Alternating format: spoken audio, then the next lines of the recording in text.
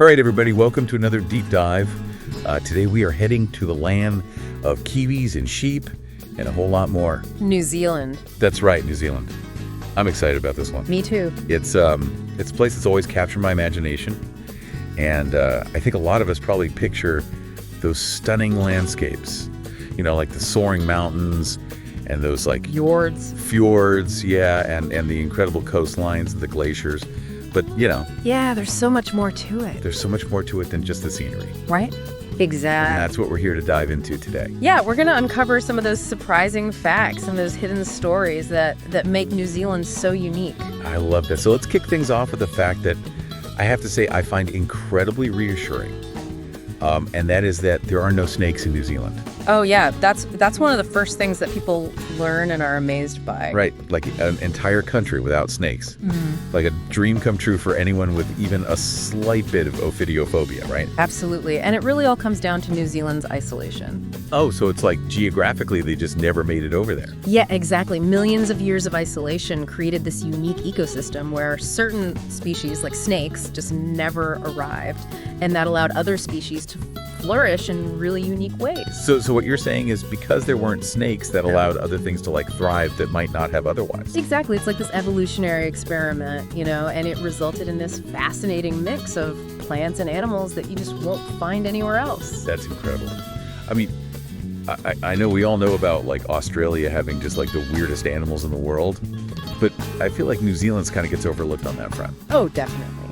Okay, so speaking of unique creatures, we got to talk about the kiwis, right? I mean, it's like the symbol of New Zealand. Yeah. But here's the thing.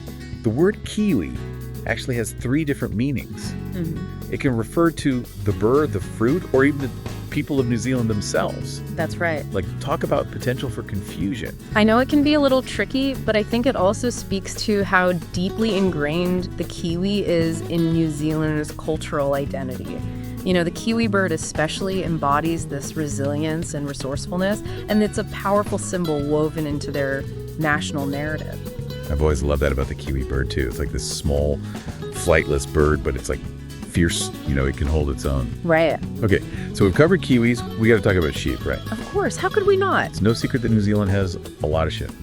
Like a lot. It's true. 5 sheep for every person, to be exact. Yeah, that's the often quoted statistic. So I got to ask, what's the impact of having such a vast sheep population? I mean, it's got to have some effect on the environment, right? Definitely. It's a complex issue. You know, sheep farming has been a cornerstone of New Zealand's economy, especially for wool and dairy, but it's also raised concerns about its environmental footprint. Things like land use grazing practices and methane emissions are all part of this ongoing debate about balancing economic benefits with sustainable land management practices. I mean, it makes you realize that even seemingly simple things like sheep can have really complex implications. Absolutely. Okay, so let's switch gears a little bit and talk about something a little more, well, fantastical, shall we say, Hobbiton. Oh, yes. I mean, who hasn't dreamed of visiting the Shire? Exactly. And the amazing thing is you can actually visit Hobbiton in New Zealand. It's not just a movie set. It's a real place. It is, and it perfectly illustrates how powerful storytelling can be in shaping our perception of place. Right, because now people are going to New Zealand specifically to see Hobbiton. Yeah, it's become a destination for fans worldwide. It's like this blending of fantasy and reality, and it's added this touch of magic to New Zealand's tourism landscape. It's so cool. And, you know, speaking of blending reality and, well, something else, let's talk about this place name. Oh, you mean Kamado Hakatangi and Gokawama and the Pokuinua Katanatahu? I tried. You did great. I don't even know if I said all the syllables. I think you got most of them. That's the infamously long place name in New Zealand. And thankfully, you know, I don't have to pronounce it, but I'm definitely curious about its meaning. Well, it's quite a mouthful, that's for sure. But behind that seemingly impossible string of syllables is a beautiful story. It translates to the place where Tamatea, the man with the big knees who slid, climbed, and swallowed mountains, known as the Land Eater, played his nose flute to his loved one. Wow. Yeah. Each element of that name tells a part of the tale connecting the place to Maori history and legend. That is amazing. I love that. I love that about names, you know, how they can hold so much cultural significance. And speaking of standing up for what you believe, in New Zealand has a strong track record, particularly when it comes to its nuclear-free policy. Absolutely. Their commitment to a nuclear-free zone, even extending to prohibiting nuclear-powered ships from entering their waters, reflects this deep-seated concern for environmental protection and global peace. Yeah, and it's not just talk. They've actually taken concrete steps to make it happen, which is really admirable. It's a wide stance that has made them a leader in the global anti-nuclear movement. And this commitment to taking a stand extends to social progress as well, right? I mean, back in 1893, New Zealand made history by becoming the first country in the world to grant women the right to vote. That's right. And that landmark decision reverberated globally, inspiring women's suffrage movements worldwide. It's a testament to their progressive spirit and their willingness to challenge the status quo.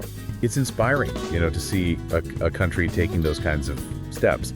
And sometimes that challenge takes the form of incredible natural wonders like the Waitomo Caves. Oh, yes, the Waitomo Caves. I mean, imagine being in a cave, but instead of darkness, you're surrounded by thousands of tiny glowing lights. It's a magical experience. Those lights are actually produced by glowworms, tiny creatures capable of bioluminescence. So they're like little living lights. They generate light through a chemical reaction within their bodies. It creates this truly mesmerizing spectacle.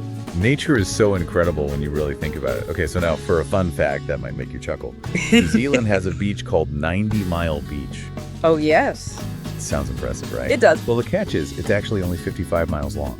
That's right. It's a quirky little detail that reminds us not to always take things at face value. Right. The origin of the name is a bit of a mystery, but it's a fun reminder that sometimes a little exploration can reveal the truth behind the legend. I love that. So, okay, last but not least, we got to talk about penguins. Because New Zealand has a surprising variety of penguins beyond just the iconic image we usually have. Oh, definitely. They have everything from the tiny little blue penguin to the rare yellow-eyed penguin. There's a whole world of penguin diversity to discover. That's amazing. I had no idea.